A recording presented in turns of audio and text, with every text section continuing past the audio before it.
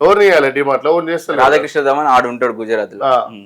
గుజరాత్ అంటే నరేంద్ర మోడీ కంపెనీగా ఇది ఓపెన్ గా మాట్లాడుకుందాం.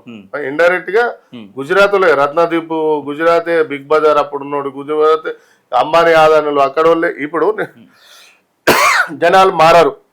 ఓకే, వీళ్ళకి ఏం కావాలి? దేవుళ్ళు కావాలి. మేము దేవుని మొక్కలేదా? బీజేపీ పార్టీ వచ్చి 40 ఏళ్ళు అయ్యిండొచ్చు. శ్రీనివాస్ యాదవ్ ఇక్కడ ఎన్నో కార్యక్రమాలు కూడా చేసారు. నేను శ్రీరాము హనుమాన్ జయంతి చేస్తే 30 ఫీట్ల కటౌట్ తోని ఊరేగించుతారు. మేము చేయలేదా? అన్నదానాలు చేయలేదా?